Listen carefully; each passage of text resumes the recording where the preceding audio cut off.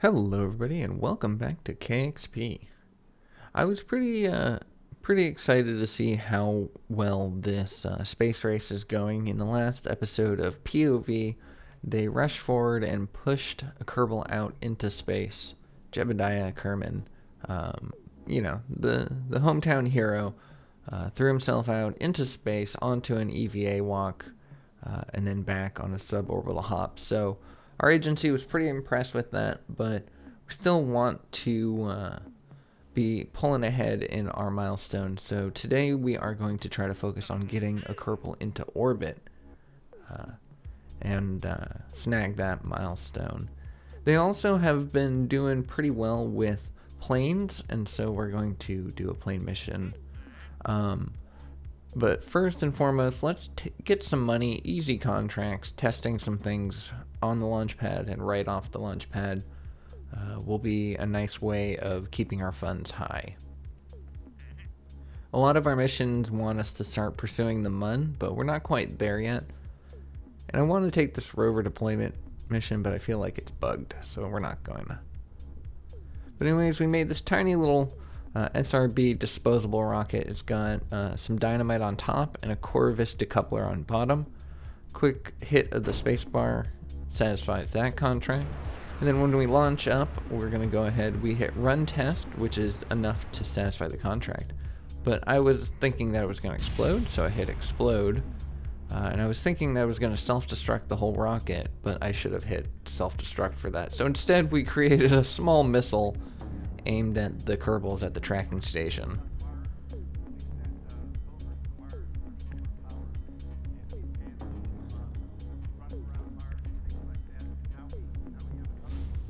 Thankfully, it doesn't do too much damage, and we're not going to have to repair our facilities anytime soon. But with that, our two contracts are done, funds are deposited in the bank account, and we can keep going. So I want to build our first Kerbal in Space Mobile, but we're going to make it different than POVs. However, we are going to use the same capsule. One benefit of this space race is that we'll have access to the same technology. It's not as stringent as a real world thing where countries don't share the engines that they create their own versions. But we're going to be able to use the same cockpit that they did. And the benefit is they basically tested it for us. So we know that it works, we know how it works, and it'll do us good.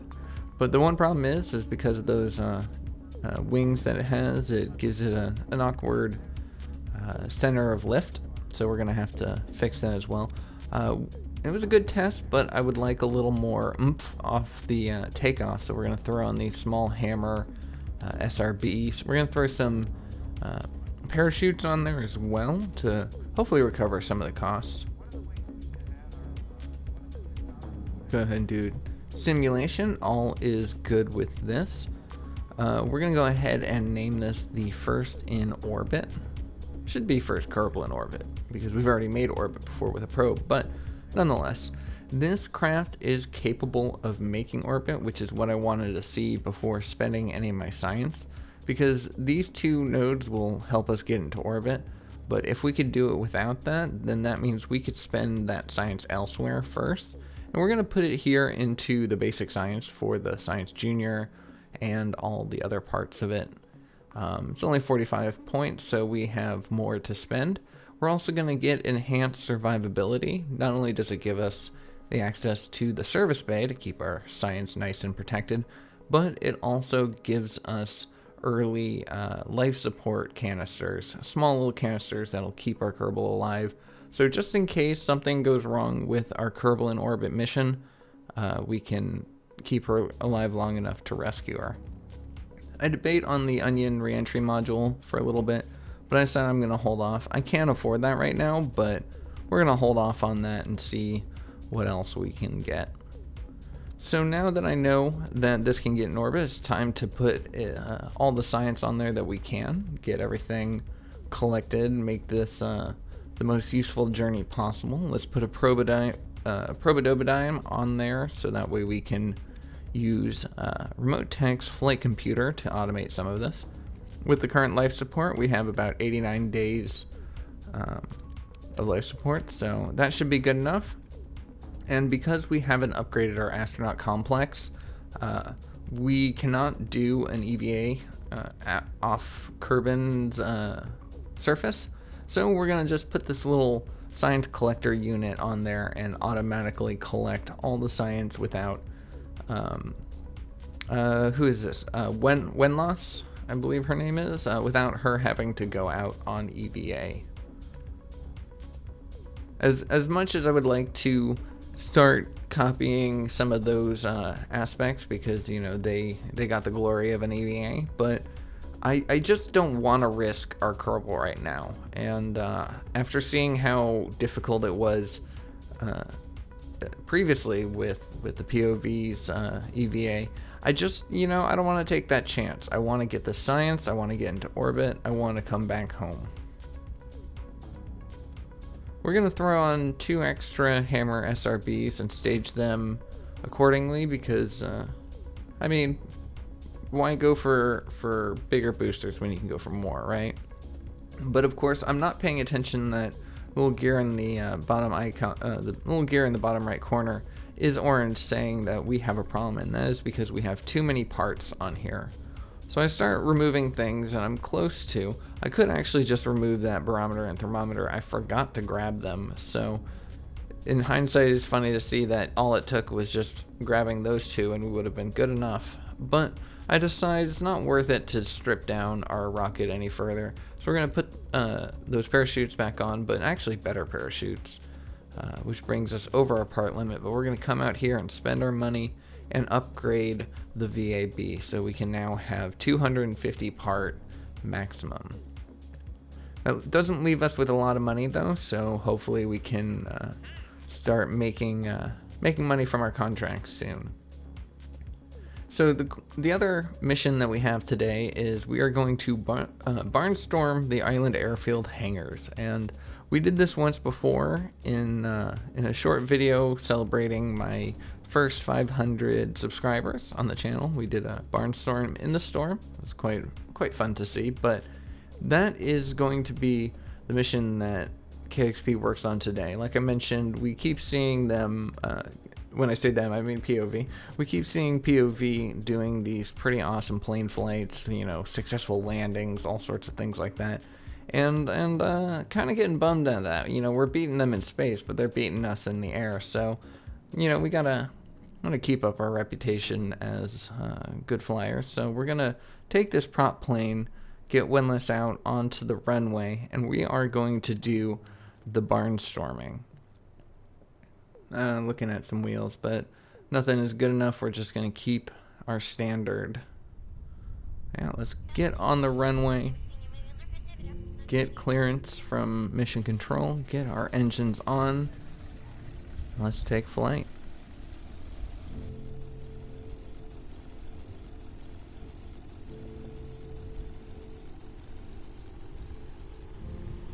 We still haven't upgraded our runway.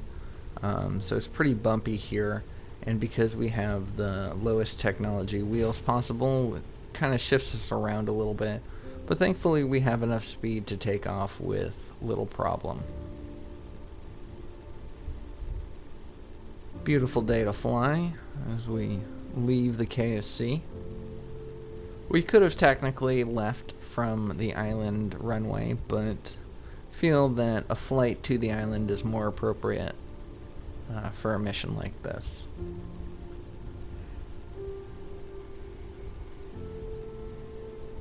Also, this whole episode has new music. Not a single track has been used in the pre-Janus Project era. Everything from the airing of the first episode of KXP in this series, from that point on, we've had new music. I've been really enjoying it. There is a bit of a long journey across the ocean, or at least this part of the ocean, to get to the island runway. I probably could have cut the footage up and just put a nice little fade in between our leaving of that shoreline into the approach of the island. But I decided to leave it in because I kind of want to show you just the fact of, like, we're going to be living with our consequences in this series. And, you know, win or lose, regardless of how it comes out, we're going to have to accept it. So we're putting Winless on the line here. We're putting her life, her experience, her professional career, and we are going to try to attempt a risky maneuver just for the sake of doing it. As a little refresher, this is part of the 500 subscriber celebration video, and this is what we are trying to do. Fly underneath that airplane hangar, pull up in enough time, and live to tell the tale. So now that we are closer to the island, we're going to go ahead and readjust our approach. I'm going to do a flyby of it real fast. I want to get eyes on our target and really kind of see what kind of lining up I'm going to need to do. I didn't do that in the last time I did this. I kind of just threw myself at it, approached, and had to fix as we went along. But this time I'm going to be a little smarter about it.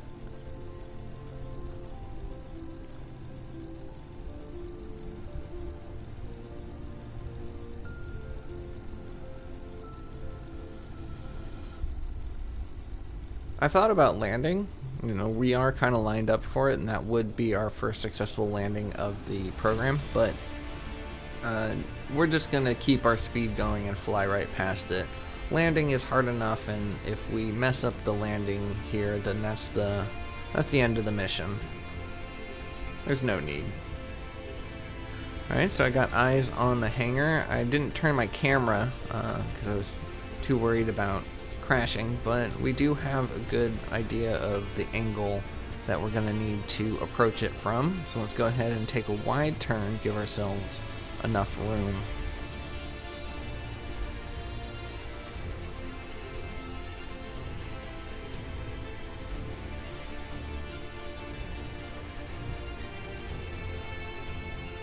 In case you missed it, the series is now using Parallax 2.0 in addition to Blackrock's volumetric clouds and the suite of all the other visual mods, so we are now up to date with every possible one we can.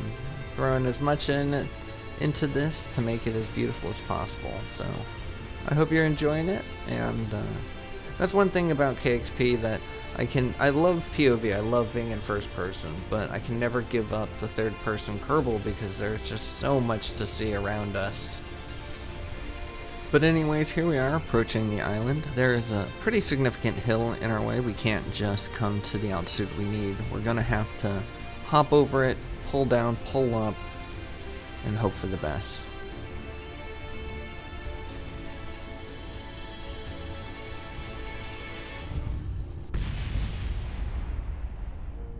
And with that, Winless Kerbal safely and successfully completes her contract. Now, could it have been a better landing? Sure.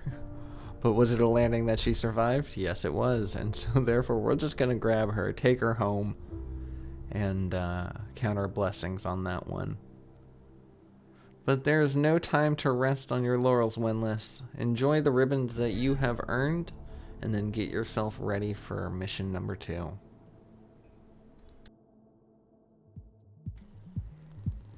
But anyways, here we are on the launch pad. Winless Kerbal once again behind the controls. Getting ready. Let's go ahead and ignite.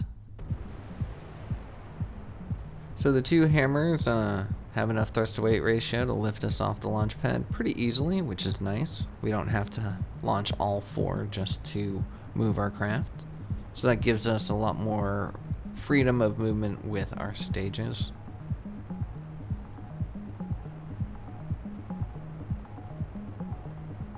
Soon they burn out, we separate, the other 2 ignite, and our parachutes activate, so we should be able to recover the money for those SRBs, just minus the fuel. Alright, so now we're going to start tipping over. This rocket has some pretty decent control surfaces, but the center of lift is a little funky because of the top wings. and those burn out as well. And then they smack together and create some sort of monstrosity as they hook together and parachute down safely. But once again, thrust to weight ratio of over 1.5, so we should have no problem reaching space today.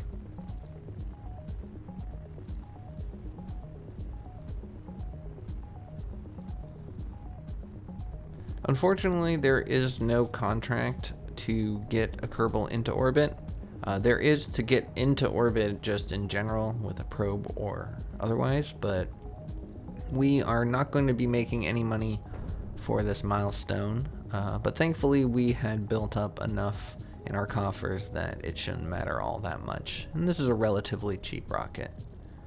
I'm going to spend the next minute or so messing around with the planet shine controls. I want to get the stars more visible, and I can't remember which one does it.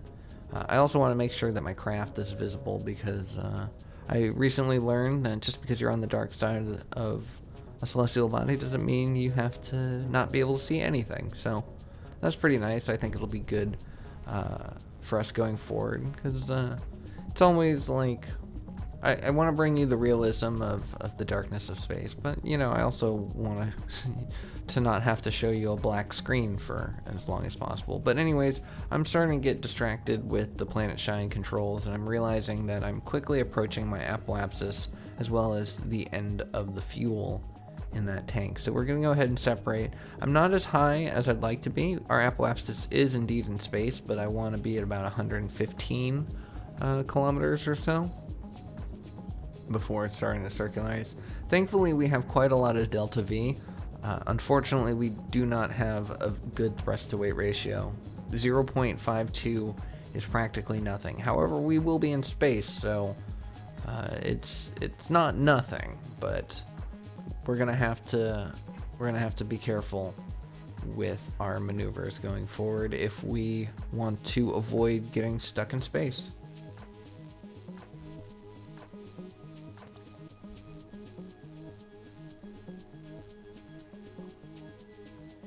Winless Kerman, only a fresh-faced pilot, not even able to lock to prograde, has to rely on the flight computer to hold ourselves steady for the maneuver. But that's okay. Anyways, the pug fires when it's supposed to according to the flight computer, even though according to our nav ball it says that we still had some time remaining before the burn. But nonetheless, we have 4 minutes of burn time available, roughly a little bit, 4 and some odd minutes, but just enough fuel to circularize a little bit to push us out a little bit farther, and hopefully enough to bring us home. But let's take this one step at a time and get the Kerbal into orbit.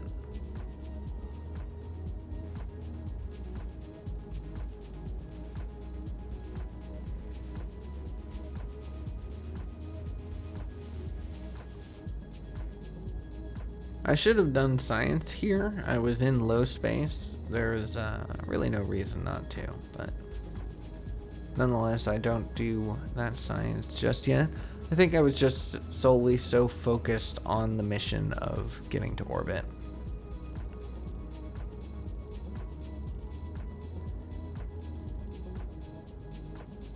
I'm a little bit nervous about what getting to orbit will mean for us, because that means in the next episode, I'm just going to take a quick moment to talk about the series going forward as we circularize. It does take us quite a bit. Like I mentioned, the Pug is not the best. We could have had a better orbit with the Terrier engine, but I'm glad that we spent that science elsewhere. But anyways, the reason why I'm nervous about that is because of remote tech, we don't have the probe control that we do in a standard Kerbal comms network, and so I feel like pretty soon, probably in the next episode, we are not going to be achieving any kind of milestones with any kind of quickness, because we're going to need to start doing the things necessary to move forward, such as setting up a communications network around Kerbal, setting up a scan sat for the Mun, because I want to have a map of the Mun before we land there in any capacity. So we're gonna try to scan the Mun first, and that will give us, we're gonna have to do a flyby before we can do anything. But we may be able to get the milestone of the first flyby of the Mun, but that's only if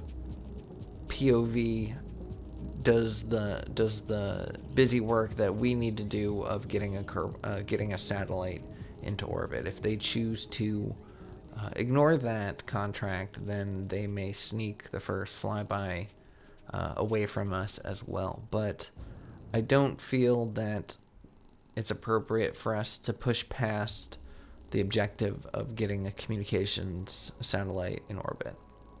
And if they want to avoid that and just go straight for the Mun, I mean, good luck with that. This is remote tech. You're not going to be having any sort of, you might fly by the Mun, but are you going to be able to get the science from it? Are you going to have any kind of control? Can you even get your probe back without a network? Yeah, I'd like to see that.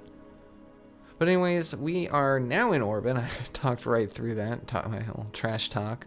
But we are now in orbit, successfully completing the milestone of first Kerbal in orbit. So now what we want to do is push up our apoapsis up to around 1 million meters, and that way we can guarantee that we'll be in high space, and we can collect high space science.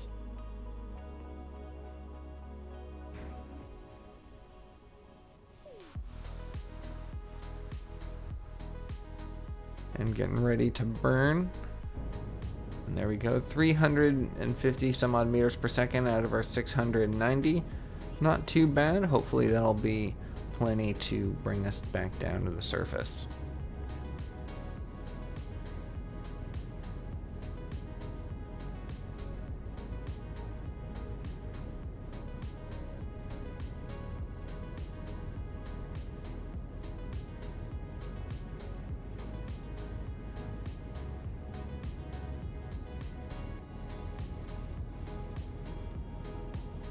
If I were to do this mission again, I think I would extend my apoapsis on the other side of the planet.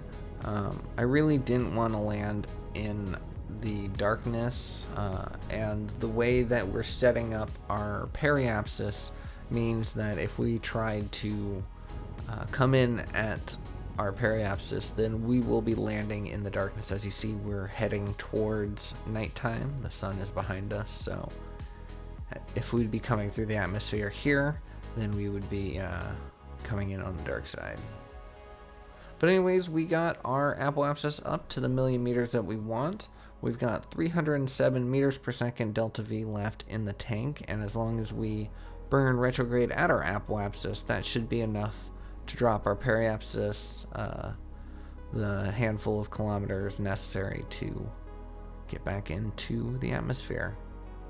Pretty happy with this. And because we are now in orbit, Wenlis is now it shows 2 stars, but she's actually a 1-star pilot. But for the remainder of this mission, she will have the abilities and knowledge of a 2-star pilot. See what I mean here? We're on the dark side of the planet, and in previous episodes the craft would be plunged into darkness, but here we can still keep an eye on it and look at all the different pieces, so pretty happy with that. But now that we're in space high, we can go ahead and do all of our science. The material science alone nets us almost 40, which is nice to see. Crew reports, target scanners, mystery goo, magnetometer, all good stuff.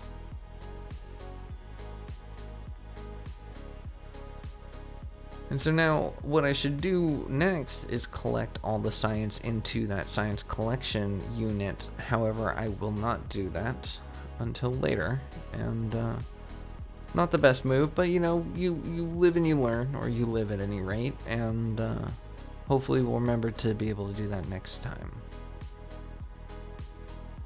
So now that we are at our apoapsis, there's no need to do a full second pass. We are in orbit. That's all you need for the milestone. We don't have to spend a day up in space or a full circularization, so we're just gonna head back home just in case there's any problems. Now I'm using the trajectory mods to try to predict where I'm going to come in, and I'd love to land at the KSC. I wouldn't love to live there. That'd be awful. But I'd love to land at the KSC. And so I'm using the trajectories mod to look it up, but I should have aimed for the X, not the red line. Typically it's the red line we want to aim for, but I was far enough away that trajectories was accounting for the rotation of the planet. So that X is where the KSC would have been when we finally get there. So we are going to be coming in short of the KSC, unfortunately, but what can you do? Momentarily, we saw a jewel in the background. That was kind of fun to see. We're going to time warp our way down back to the surface. Like I mentioned before, I didn't do the science in low space, so we're going to try to grab that before we come back, before we break the Kármán line. And we're flying over the desert biome. Pretty soon we're gonna pass by the POV crew. Maybe they got their eyes up on the skies, their telescopes trying to spot us. We'll wave hi regardless. Wendless Kármán is just having a blast. So here I am collecting all the science, then I run the experiments once again. So now we are in space near Kerbal. Material science only gives us 25, but good nonetheless. And then I make the fatal mistake. I don't even realize until the editing process I never collected that science. The science in space near, never grabbed it. Oh well. But now that Wendless is a 2-star pilot for at least the remainder of this flight, she can actually lock to orbital out, which will help us on our return trajectory, because we do have a heat shield on our retrograde, but the Mark 1 re-entry capsule has a heat shield on the full bottom of that. So by pointing radial out, that points our heat shield bottom retrograde. Anyways, the heating effects come in. We're coming in at a very steep angle, so we're gonna be coming in very fast and hot. And we staged our lower side pretty low into the atmosphere, so it's gonna be with us as we re-enter. And after seeing KXP POV's craft get hit by their lower stage, I'm a little nervous right now as I see that piece in front of us.